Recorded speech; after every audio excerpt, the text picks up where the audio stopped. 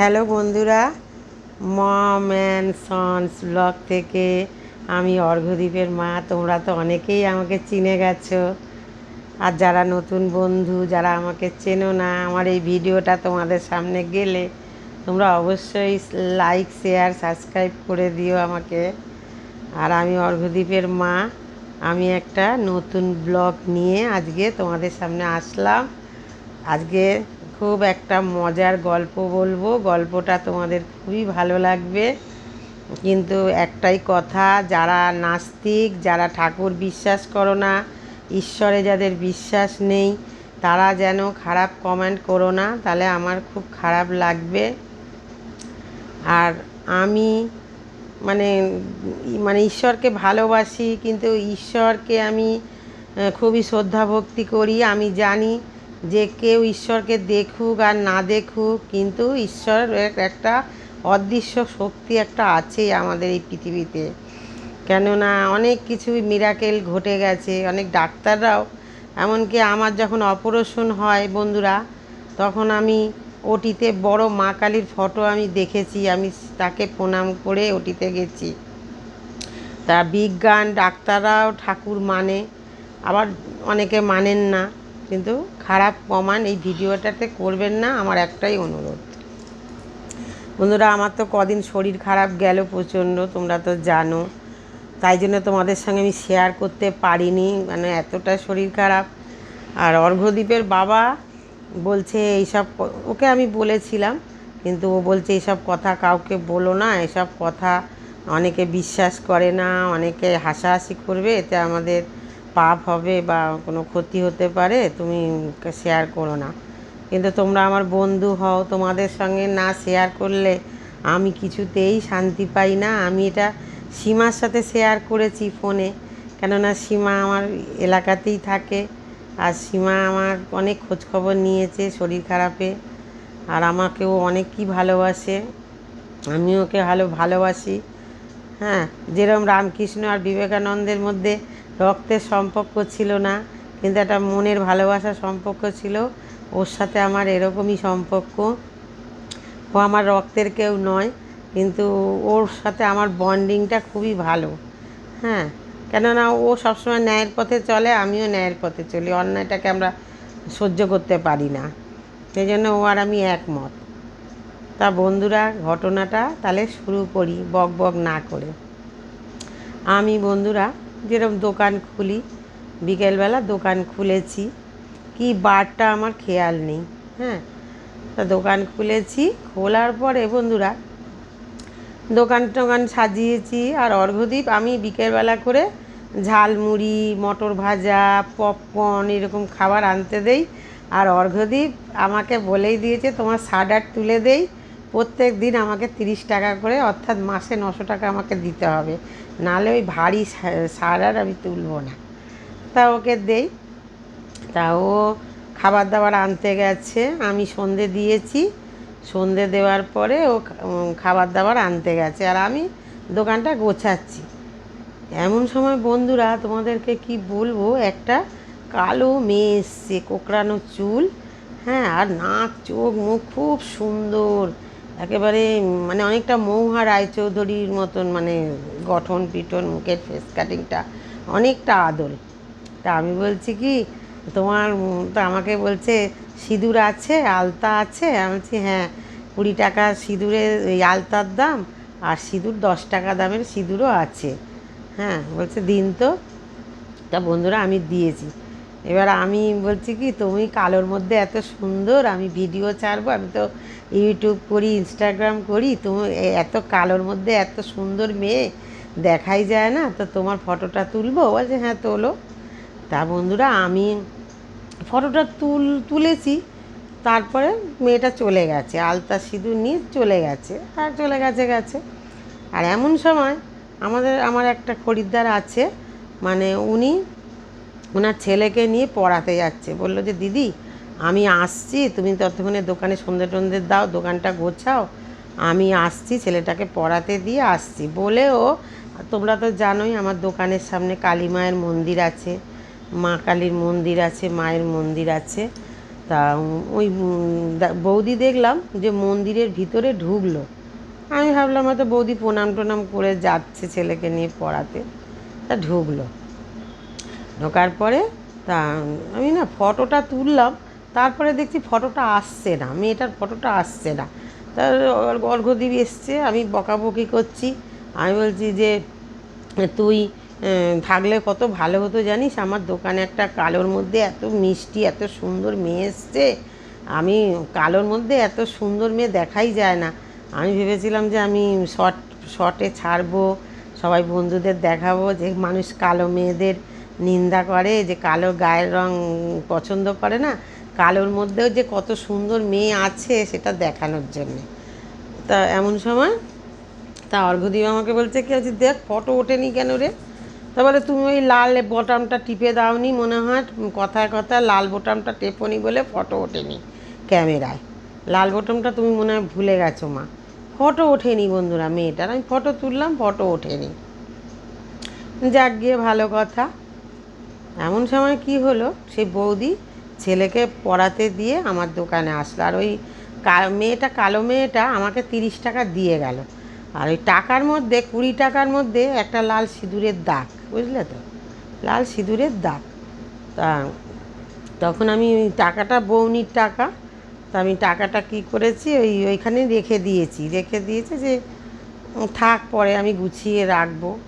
তা সেই সময় বৌদিটা এসছে, আমার ওই পাড়ার বৌদিটা এসে বলছে দিদি দেখো না, যাওয়ার সময় পুজো দিয়ে গেছি, ছেলেটার খুব শরীর খারাপ হয়েছিল, পুজো দিয়ে গেছি এখানে, তাই এখন আসলাম। তারপর বলছে কি যে এই 30 টাকাটা, এই 20 টাকাটা সিঁদুরের দাগ, এই টাকাটা তো আমার টাকা মনে হচ্ছে, আমি তো এখানে পুজো দিলাম, এই কিছুক্ষণ আগে এই টাকাটা দিয়ে পুজো দিলাম। দেখো বন্ধুরা কীরকম আমার গা কাটা দিয়ে উঠছে এখনও, জানো তো, ভীষণ গা কাটা দিয়ে উঠছে আমার।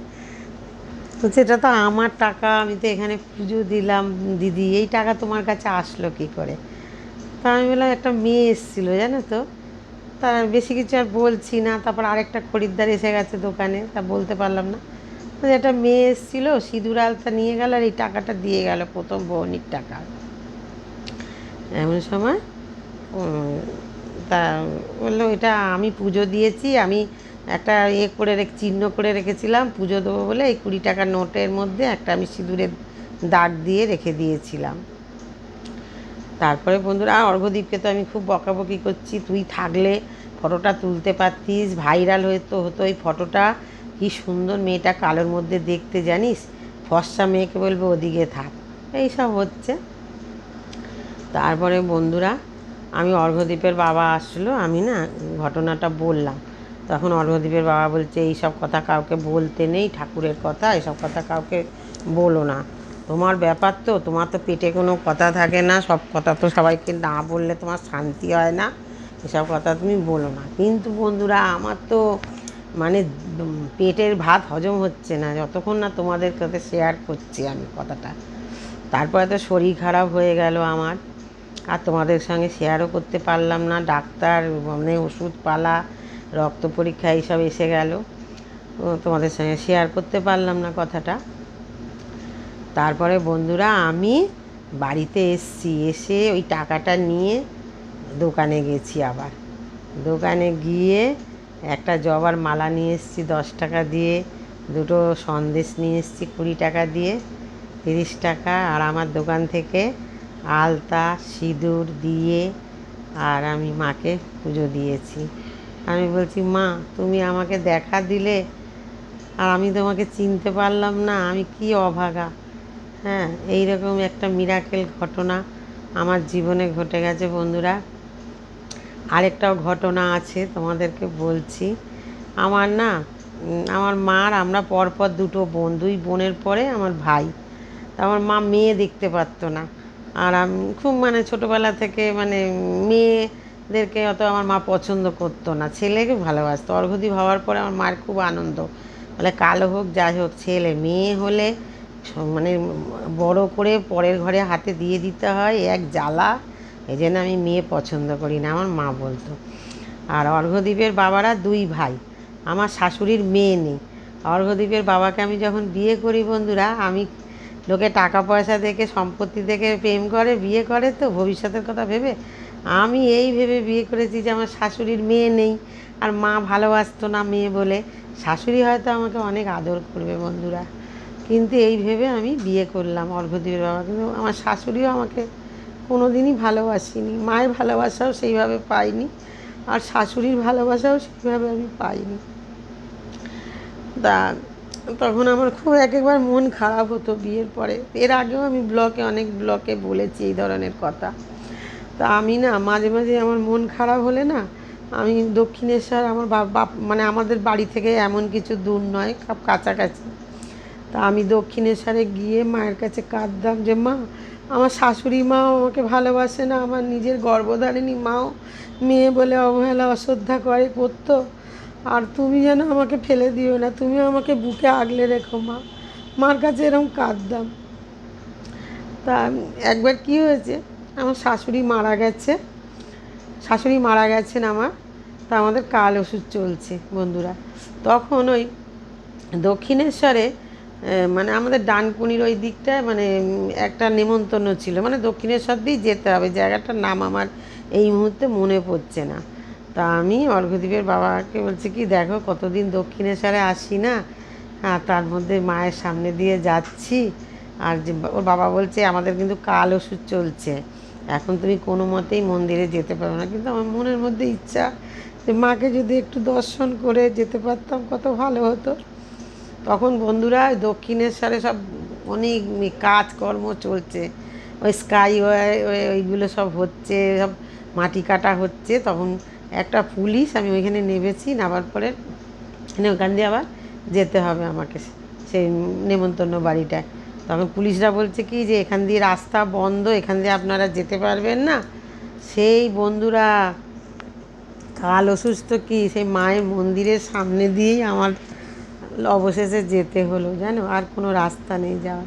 আর মনে মনে আমি ভাবছি যে মা আমাকে কত ভালোবাসে, আমার মনের আশা পূর্ণ করলো। আমার মাকে দর্শন করতে, মন্দির দর্শন করার আকাঙ্ক্ষা ছিল, সেই আকাঙ্ক্ষাটা আমার মা পূর্ণ করে দিল, মা অন্তর্যামী। এরকম অনেক কিছু ঘটনা আমার জীবনে ঘটে গেছে, আরও আছে, বলবো তোমাদের। তো অনেকে ঠাকুর মানেন না, কিন্তু আমি মানি। আমি দোকানে বসে থাকি, আমাকে অনেক নন বেঙ্গলি বউরা, বয়স্ক মহিলারা এসে বলে কি আমার ছেলের বিয়ে হবে, ভালো ঘরে বিয়ে হবে, তুমি বলো। আমি বলছি আমি কি, আমার কি ভর হয় না, আমি কি ঠাকুর, আমাকে জিজ্ঞেস করছো কেন? বলে না, এই মন্দিরটার সামনে তোমার দোকান, এই মন্দিরটা মানে দোকানটা তোমারই ভাগ্যে এসছে, তোমার মধ্যে তো কিছু একটা আছেই, অলৌকিক শক্তি, নাহলে তুমি এই দোকানটা কিনলে কী করে, তোমার কপালে আসলো কী করে। এই ছিল আজকের ঘটনা বন্ধুরা। নমস্কার। তোমাদের যদি ভালো লাগে আমার এই গল্পটা, অবশ্যই একটা লাইক দিও, আর যদি কেউ কিছু এই ব্যাপারে জানো বা একটু কমেন্ট করো, ভালো লাগবে। আর আমি তো খুবই মায়ের ভক্ত আর মায়ের সন্তান। আমি মাকে অনেকবার অন্তরে অন্তরে আমি পেয়েছি, খুঁজে পেয়েছি। মায়ের আমি কি বলবো তোমাদের, মা যে সত্যি আছে, মা যে মানে একটা জড় পদার্থ নয়, মার যে ভেতরে প্রাণ আছে, সেটা আমি অনুভব করতে পেরেছি বন্ধুরা। আমাকে এই নারুদের সাথে ঘটনা হয়েছে, সবাই বলে কেস করো, করো, পুলিশে যায় করো। আমি বন্ধুরা আমার মায়ের কাছে বিচার ছেড়ে দিয়েছি।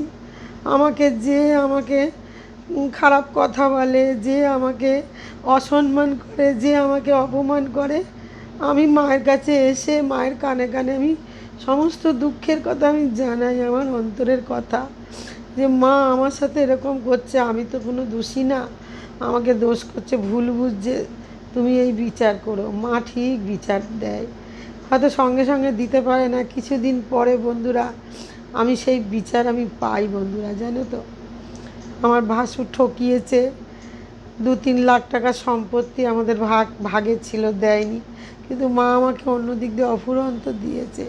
মায়ের অসীম কৃপা, মার কাছে আমি চিরকৃতজ্ঞ। এই ভিডিওটা যদি তোমাদের ভালো লাগে তোমরা সাবস্ক্রাইব করো যারা নতুন বন্ধু।